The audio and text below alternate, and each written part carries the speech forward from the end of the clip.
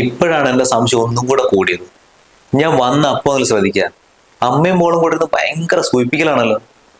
എന്ത് മറിച്ചൊക്കെ വേണ്ടിയിട്ടാണ് രണ്ടുപേരും കൂടി നാടകം കളിച്ചോണ്ടിരിക്കുന്നത്?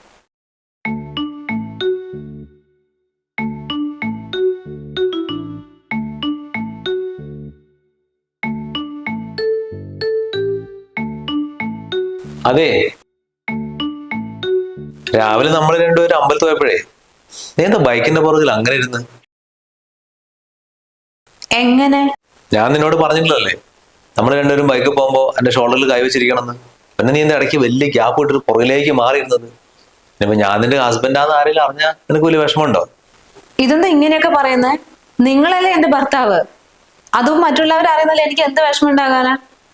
പിന്നെ ബൈക്കിന്റെ പുറകിൽ ഞാൻ സാധാരണ ഇങ്ങനെയൊക്കെ തന്നെയാണ് ഇരിക്കാറുള്ളത്, അല്ലാതെ ഷോൾഡറിൽ കൈവച്ചിരിക്കുന്ന ശീലമൊന്നും എനിക്കില്ല, അതുകൊണ്ട് ഇരുന്നേ ഉള്ളൂ.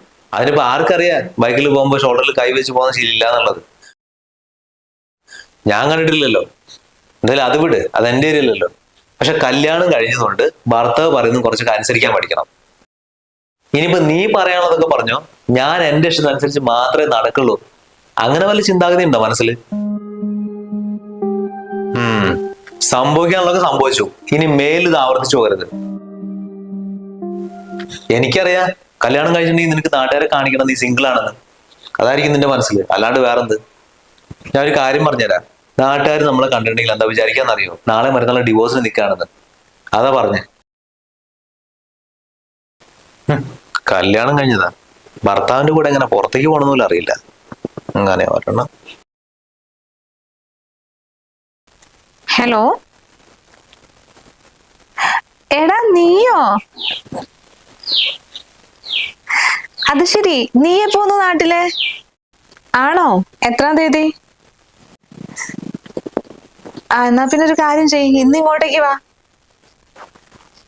അയ്യോ, ഇന്ന് വരികയാണെങ്കിലേ ഇന്നിവിടെ ഏട്ടനൊക്കെ ഉണ്ടായിരുന്നു, കാണുകയും ചെയ്യാലോ നിനക്ക്. എന്നാ ആയിക്കോട്ടെ. പക്ഷെ നാളെ വരുമ്പോഴേ ഒന്ന് പറഞ്ഞിട്ട് വരണം കേട്ടോ. ഞാനിവിടെ ഫുഡൊക്കെ ആക്കി വെക്കാം. നീ ആദ്യമായിട്ട് വരുന്നതല്ലേ, അങ്ങനെ സൽക്കരിക്കാണ്ട് വിടാൻ പറ്റില്ലല്ലോ. അതും ഇങ്ങനൊരു കാര്യം പറയാം. ആയിക്കോട്ടെ. എന്നാ ശരി. കൊള്ളാം, ഫോൺ കോൾ കുറച്ച് കൂടുന്നുണ്ടല്ലോ. ഞാൻ ഇവിടുന്ന് ഓഫീസിൽ പോകുന്ന സമയത്ത് നിനക്ക് ആരെ വിളിച്ചേരാനാ പരിപാടി? നിങ്ങൾ എന്ത് ഭ്രാന്തായി പറയുന്നേ? എന്റെ ഫ്രണ്ടാ വിളിച്ചത്, അവന്റെ കല്യാണമാണ് അടുത്ത മാസം. അവനെ ഇൻവിറ്റേഷൻ തരാൻ വേണ്ടി ഇങ്ങോട്ട് വരാൻ നിൽക്കുക. ഇന്ന് വന്നാൽ നിങ്ങളെയും കൂടി കാണാമല്ലോ എന്ന് വിചാരിച്ചാണ് ഇന്ന് വരാൻ പറഞ്ഞത്. അപ്പൊ അത് പറ്റില്ല, വേറെ 1-2 സ്ഥലങ്ങളിൽ പോവാണ്ട് നാളെ വരാന്ന് പറഞ്ഞു. അല്ലാണ്ട് ഞാൻ ഇവിടെ ആരും വിളിച്ചു കയറ്റാൻ നിൽക്കുന്നതല്ല, നിങ്ങൾ ഇല്ലാത്ത നേരം നോക്കിയിട്ട്. അങ്ങനെയാണെങ്കിൽ എന്തായാലും അവനിപ്പോ ഫോൺ ചെയ്തില്ലേ? ആ കാര്യം കൊണ്ട് ഫോണിലൂടെ പറഞ്ഞ പോരെ, അല്ലാണ്ട് കത്തുമായിട്ട് ഇങ്ങോട്ട് ക്ഷണിക്കാൻ വരേണ്ട വല്ല ആവശ്യമുണ്ടോ? ഇതിപ്പോ അതൊന്നുമില്ല, അവന് നിന്നെ കാണണം, അല്ലാണ്ട് വേറെ ഒന്നുമല്ലേ. ഷേ, നിങ്ങൾക്ക് എന്തെങ്കിലും പ്രശ്നമുണ്ടോ മനുഷ്യ? നാവിന് എല്ലാം ഏസ്റ്റ് വായിൽ വരുന്ന എല്ലാം വിളിച്ചു പറയാ. കല്യാണം കഴിഞ്ഞതുകൊണ്ട് എനിക്ക് ഒരാളോട് സംസാരിക്കാൻ പറ്റില്ല, എന്റെ ഫ്രണ്ട്സിന് ഒരാൾക്കും എന്നെ കാണാൻ വേണ്ടി ഇങ്ങോട്ട് വരാൻ പറ്റില്ല. അങ്ങനെ വന്നിട്ടുണ്ടെങ്കിൽ അത് വേറെ എന്തെങ്കിലും റിലേഷൻ ആണോ? അല്ലെങ്കിൽ അവൻ ഇത്രയും ദൂരം കഷ്ടപ്പെട്ട് വരേണ്ട കാര്യം എന്താണ്? ഗേൾ ഫ്രണ്ട് ഒന്നുമല്ലല്ലോ, ബോയ് ഫ്രണ്ട് അല്ലേ? അല്ലെങ്കിൽ ഇതൊരു ട്രെൻഡാണ്. കല്യാണം കഴിഞ്ഞ പെൺകുട്ടിന്റെ വീട്ടിലേക്ക് സഹപാഠിയാന്ന് പറഞ്ഞ് ഏതെങ്കിലും ഒരുത്തരങ്ങൾ പ്രത്യക്ഷപ്പെടും. പിന്നെ അവർക്ക് ഭർത്താവും വേണ്ട, കുട്ടികളും വേണ്ട, ഒന്നും വേണ്ട. ഒരു സുപ്രഭാതത്തിൽ അവന്റെ കൂടെ ഇറങ്ങി പോകുന്നതാണ്. ആ ട്രെൻഡേ നീ ഇവിടെ ഇറക്കാൻ നിൽക്കണ്ട. ആ ട്രെൻഡ് ഫോളോ ചെയ്യുന്ന ആൾക്കാരെ നിങ്ങൾ കണ്ടിട്ടുള്ളൂ. ആ കൂട്ടത്തിലെ എന്നെ പെടുത്താൻ നിൽക്കണ്ട. അങ്ങനെ ആരുടെയെങ്കിലും കൂടെ പോണെങ്കിൽ എനിക്ക് കല്യാണത്തിന് മുമ്പേ പോകായിരുന്നു. അല്ലാണ്ട് കല്യാണം കഴിഞ്ഞ് വേറെ വീട്ടിലേക്ക് വന്നിട്ട് വേണ്ട എനിക്ക് ഈ പണി ചെയ്യാൻ വേണ്ടിയിട്ട്. ഇങ്ങനെയുള്ള പെണ്ണുങ്ങൾക്ക് പറഞ്ഞു പിടിച്ചിക്കാൻ നല്ല മെടുക്ക. എന്തായാലും നീ നിന്റെ കൂട്ടുകാരനെ വിളിച്ചിട്ടേ പറഞ്ഞേക്ക്, നാളെ നീ ഇവിടെ ഉണ്ടാവില്ല, ഇങ്ങോട്ട് എഴുന്നള്ളണ്ടാന്ന്. അല്ലെങ്കിൽ നീ വിളിക്കണ്ട, ഞാൻ വിളിച്ചു പറഞ്ഞോളാം. ആ ലാസ്റ്റ് ഒന്ന് നമ്പർ അല്ലേ, ആ ഫോൺ ഇങ്ങതാ. ഇപ്പൊ നിങ്ങക്ക് എന്താ വേണ്ടത്? എന്റെ ഫ്രണ്ട് ഇങ്ങോട്ട് വരരുത്, അത്രയല്ലേ ഉള്ളൂ. ഞാൻ വിളിച്ചു പറയാ വരണ്ടാന്ന്.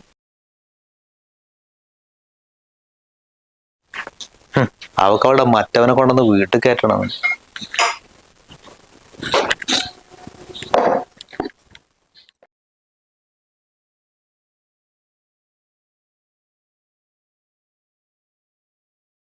നീ എന്താ ലിപ്സ്റ്റിക് മുഴുവൻ വാരി വെച്ചിട്ട് ചുണ്ടൊക്കെ ചോപ്പിച്ചിട്ടുണ്ടല്ലോ?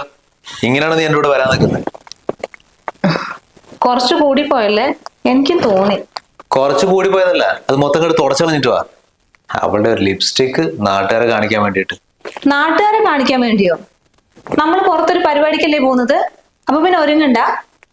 ഈ ലിപ്സ്റ്റിക് ഒക്കെ എല്ലാവരും ഇടുന്ന തന്നെയാ, അല്ലാണ്ട് ഞാൻ മാത്രം ആദ്യമായിട്ടല്ല ഇതൊക്കെ ഉപയോഗിക്കുന്നത്. നിനക്ക് എന്റെ കൂടെ പുറത്തേക്ക് വരണമെങ്കിൽ ഞാൻ പറയുന്നത് കേട്ട് അനുസരിച്ച് വരാൻ പറ്റെങ്കിൽ വന്നാ മതി, അല്ലെ നീ വരണ്ട. ഇതെന്ത് കഷ്ടാ നോക്കണേ. കണ്ണെഴുതാൻ പോയ പറഞ്ഞ കണ്ണെഴുതരുത്, മുടിയിൽ ക്ലിപ്പ് ഇടണ്ട നല്ലത് എടുത്തിട്ട്, പിന്നെ പൊട്ട് കുഞ്ഞു വയ്ക്കണം. എനിക്ക് ഇഷ്ടമുള്ള രീതിയിൽ എനിക്ക് നടക്കാൻ പറ്റില്ലേ? നിനക്ക് എന്ത് ഇഷ്ടമുള്ള രീതി? അണിഞ്ഞൊരുങ്ങി നാട്ടുകാരുടെ മുന്നിലേക്ക് ഇറങ്ങി നടക്കുന്നതോ? എടി ഇങ്ങനെ പോയിട്ടുണ്ടെങ്കിലേ എല്ലാരും നിന്നെ മാത്രമായിരിക്കും നോക്കുന്നത്. ഇപ്പൊ ഞാനൊരു കോന്തനെ പോലെ നിന്റെ പുറകെ ഇങ്ങോട്ട് വരേണ്ടി വരും. നിനക്ക് അതാണ് വേണ്ടതെന്ന് എനിക്ക് നന്നായിട്ട് അറിയാം. ഒരു കാര്യം ചെയ്യ്, ഇപ്പൊ ചെന്നിട്ടേ നിന്റെ മുഖം ഒന്ന് കഴുകിയിട്ട് ചായ മൊത്തം അങ്ങോട്ട് കളഞ്ഞിട്ട് വരാൻ നോക്ക്. നിങ്ങളുടെ മനസ്സിൽ ഇത്രയും വിഷമം വെച്ചാണ് നടക്കുന്നത്? ഒരുമാതിരി സംശയരോഗം കൊണ്ട് വന്നിരിക്കുന്നത്. നല്ല ഡ്രസ്സ് ഇടാൻ പറ്റില്ല, മുഖത്ത് മേക്കപ്പ് ചെയ്യാൻ പറ്റില്ല. ഒരു പഴയ സാരിയും ബ്ലൗസും ആണ് നിങ്ങൾ എനിക്ക് എടുത്തത് ഇത് ഇടുന്നു പറഞ്ഞിട്ട്. എന്നിട്ട് നാട്ടുകാരെ കാണിക്കാൻ വേണ്ടിയാണ് ഞാൻ കെട്ടി ഒരുങ്ങി വരുന്നത്. നാണുണ്ടോ നിങ്ങൾക്ക് എന്നോട് ഇങ്ങനെയൊക്കെ പറയാൻ? ഞാൻ എന്തിന് നാണക്കേട് വിചാരിക്കണം? നീ ഒരു കല്യാണം കഴിഞ്ഞ പെണ്ണാണ്, ആ ബോധം നിനക്കാണില്ലാത്തത്. നീ ഇങ്ങനെ കെട്ടി ഒരുങ്ങി പോയിട്ട് അവിടെ നിന്ന് ആരെങ്കിലും കാത്തിരിക്കുന്നുണ്ടോ കാണാൻ വേണ്ടിയിട്ട്? ഒന്ന് നിർത്തുന്നുണ്ടോ നിങ്ങള്? കല്യാണം കഴിഞ്ഞ അന്ന് പോലെ കേൾക്കാൻ തുടങ്ങിയതാ. ആരെങ്കിലും ഫോൺ ചെയ്താൽ പറയും നിന്റെ ആരെങ്കിലും ആണ് വിളിക്കുന്നത്. പുറത്തിറങ്ങിയിട്ടുണ്ടെങ്കിൽ ആരെങ്കിലും നോക്കിയിട്ടുണ്ടെങ്കിൽ അവൻ നോക്കി ഇവൻ നോക്കി അത് നിനക്ക് പരിചയമുള്ളവനാണ്, നിന്നോട് റിലേഷൻ ആണെന്നൊക്കെ. നിങ്ങൾക്ക് ഈ വർത്തമാനം മാത്രമേ പറയാനുള്ളൂ. ഓ, ഞാൻ പറയുന്നതിന് മാത്രമേ കുഴപ്പമുള്ളൂ, അല്ലാണ്ട് നീ ചെയ്യുന്നതിനൊന്നല്ല. എടി 2 ദിവസം മുമ്പ് നമ്മൾ ഹോട്ടലിൽ ചായ കുടിക്കാൻ ചെന്നപ്പോ അവിടെ എന്താ സംഭവിച്ചത്? ആ 3ാമത്തെ ടേബിളിൽ ഇരിക്കുന്നവർക്ക് ഞാൻ തുറച്ചു നോക്കുന്നുണ്ടായിരുന്നല്ലോ. നിന്നോട് ചോദിച്ചപ്പോ നീ എന്താ പറഞ്ഞേ? നിനക്ക് അവനെ പരിചയമില്ലാന്ന്.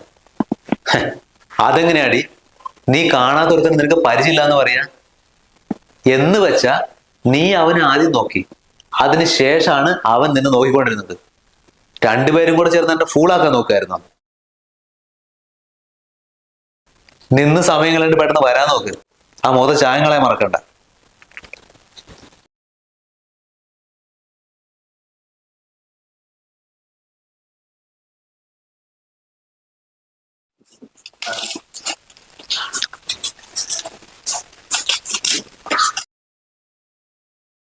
ഇതെന്തിനാ ഇത്രയും ഉള്ളി? എനിക്ക് കുറച്ച് ഉള്ളി ഇവിടെ ഉണ്ടാക്കി തരാൻ പോവുക. ഇവിടെ എത്ര കടലമാവും മൈദ എല്ലാം ഒരിക്കുന്നത്. മോള് കല്യാണത്തിന് മുൻപ് എല്ലാ പലഹാരങ്ങളും ഉണ്ടാക്കണതല്ലേ. നീ എന്താ ഇവിടെ ഒന്നും ഉണ്ടാക്കി കഴിക്കലില്ലേ? അതൊക്കെ പണ്ടത്തെ കാര്യമല്ലമ്മ. ഇപ്പൊ അതിനൊന്നും വലിയ താല്പര്യമൊന്നുമില്ല. രാവിലെ ചോറും കറി ഉണ്ടാക്കണമെങ്കിൽ ഉച്ചക്കത്തെയും കൂടി ആയി. പിന്നെ വൈകുന്നേരം ഒരു ചായ ഉണ്ടാക്കി അത്രേ ഉള്ളൂ. നല്ല കാര്യായി. ഇപ്പോഴല്ലേ അതൊക്കെ വേണ്ടത്. അവൻ ജോലി കഴിഞ്ഞ് വരുമ്പോൾ ചായയും പലഹാരവും ഒക്കെ ഉണ്ടാക്കി വെച്ചാൽ അവൻ എന്ത് സന്തോഷം ഉണ്ടാകും. അങ്ങനെയല്ലേ പെൺകുട്ടികൾ ഭർത്താക്കന്മാരുടെ സ്നേഹം പിടിച്ചു പറ്റുന്നത്. പിന്നെ സ്നേഹം, ഇവിടെ സ്നേഹം കൂടിപ്പോയതിന്റെ കുഴപ്പമാണ്. സ്നേഹം കൂടിയിട്ട് ഇവിടെ ശ്വാസം വിടാൻ പറ്റുന്നില്ല. എന്നെയാണ് പുതിയ സ്നേഹം പിടിച്ചു പറ്റുന്നത്. നിന്റെ ഭാഗ്യല്ലേ മോളെ ഇത്രയും നല്ല ഭർത്താവിനെ കിട്ടിയത്. ഇപ്പൊ രാവിലെ ജോലിക്ക് പോയി വൈകുന്നേരം വരുമ്പോ വീട്ടിലേക്കുള്ള വേണ്ട സാധനങ്ങൾ മുഴുവനും വാങ്ങിയിട്ട് വരണം. നിന്നെ പുറത്തേക്ക് എവിടെയെങ്കിലും വിടുന്നുണ്ടോ? അല്ലെങ്കിൽ അത് വാങ്ങിട്ടോ ഇത് വാങ്ങിയിട്ട് വാ, അല്ലെങ്കിൽ പെണ്ണിന് ജോലിക്ക് ഇവിടെ കൊണ്ടുപോകാൻ പറയുന്നുണ്ടോ? ഇതൊക്കെ തന്നെ ഏറ്റവും വലിയ ഭാഗ്യല്ലേ പെൺകുട്ടികളുടെ. ഇനിയിപ്പോ നിനക്ക് എന്താ വേണ്ടത്? പിന്നെ എവിടേക്കും വിടാണ്ട് വീട്ടിൽ തന്നെ പിടിച്ചു വെക്കുന്നതാണല്ലോ വലിയ ഭാഗ്യം. അത് അവൻ നിന്നോടുള്ള സ്നേഹം കൂടുതലുണ്ടല്ലേ. അതാ പറഞ്ഞ് നാവെടുത്തില്ല എത്തി തോന്നുന്നു. മോളന്ന് അങ്ങോട്ട് പോ. അങ്ങോട്ട് ആനയിക്കാൻ പോകുന്നു വേണ്ട, വന്നോളൂ. നീ എന്തിങ്ങനെയൊക്കെ പറയുന്നത്? ജോലി കഴിഞ്ഞ് വരുമല്ലേ, അങ്ങോട്ട് പോ, ബാഗ് വാങ്ങിച്ചിട്ട് വാ. ഇത് കല്യാണം കഴിയുന്നേ ഉള്ളൂ, ഒരു വിവരമില്ല. അല്ലെങ്കിൽ അങ്ങനത്തെ ഒരു മുരടൻ സ്വഭാവമായിരിക്കണം. ഇത് ഇത്രയും നല്ലൊരു ചെക്കനെ കിട്ടിയിട്ട് നീ അങ്ങോട്ട് പോകാൻ നോക്ക്.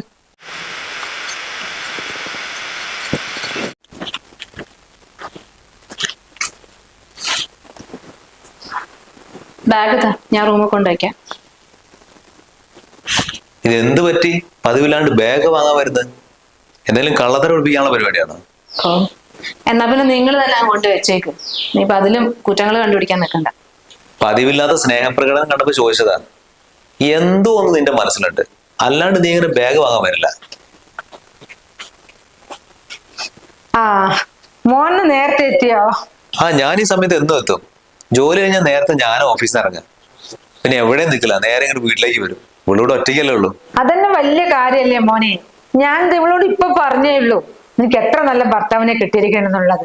വേറെ ചില ചെക്കന്മാരാണെങ്കിലോ ജോലിയും കഴിഞ്ഞ് വേറെ പിള്ളേരോട് കറങ്ങാൻ പോയിട്ടുണ്ടാവും. ഇതിപ്പോ നോക്കൂ, ജോലി കഴിഞ്ഞ് നേരെ വീടെത്തിയില്ലേ.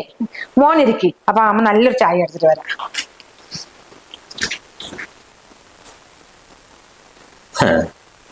ഇപ്പോഴാണ് എന്റെ സംശയം ഒന്നും കൂടെ കൂടിയത്.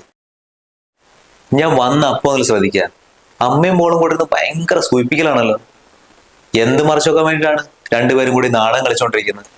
അത് ശരി, അതിപ്പോ അങ്ങനെയായോ?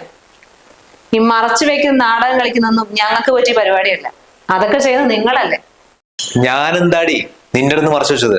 അത് നീ പറ. നിങ്ങൾക്ക് ശരിക്കും മാനസിക രോഗ, സംശയം കൊണ്ടുണ്ടായ സൈക്കോ. അതിനെ ട്രീറ്റ്മെന്റ് എടുക്കാൻ വേണ്ട ഹോസ്പിറ്റലിൽ ചെന്നിട്ട്, അല്ലാണ്ട് കല്യാണം കഴിച്ചിട്ട് വേറെ ആളെ ജീവിതം കൂടി തൊലയ്ക്കല്ല വേണ്ടത്. നീ എന്താടി പറഞ്ഞത്? എനിക്ക് മാനസിക രോഗമാണെന്നോ? ആർക്കാടി മാനസിക രോഗം? നിന്റെ അമ്മ ഇവിടെ ഉണ്ടായി പോയി.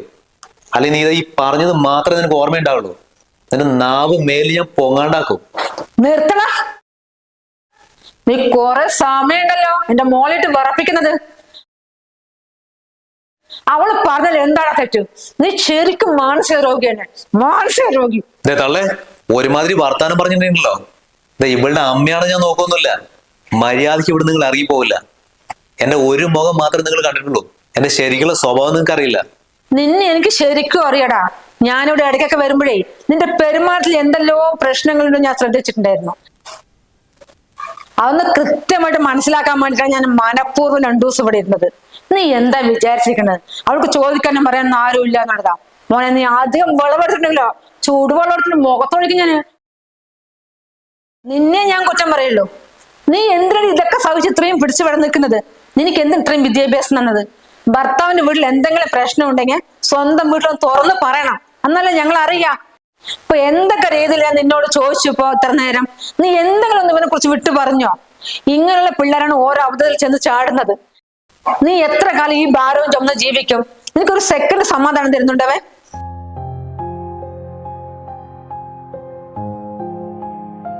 വീട്ടിൽ നീ എന്ത് സന്തോഷത്തോടെ കൂടി നടന്നത്? ചിരിച്ചും കളിച്ചും ഓരോ കാര്യങ്ങൾ പക്വതയോടുകൂടി ചെയ്തിട്ട് കല്യാണം കഴിഞ്ഞപ്പോ നിന്റെ മുഖത്ത് സന്തോഷം പറഞ്ഞ് കണ്ടിട്ടുണ്ടോ? പഠിപ്പ് കഴിഞ്ഞ് കല്യാണം ആലോചിച്ചപ്പോ നീ എന്താ പറഞ്ഞത്? ഇപ്പൊ എനിക്ക് കല്യാണം വേണ്ട, ജോലി കിട്ടട്ടെ എന്നുള്ളത്. എന്നിട്ട് അവൻ നിന്നെ ജോലിക്ക് വിട്ടോ? അപ്പൊ തന്നെ എനിക്ക് മനസ്സിലാക്കി കൂടെ?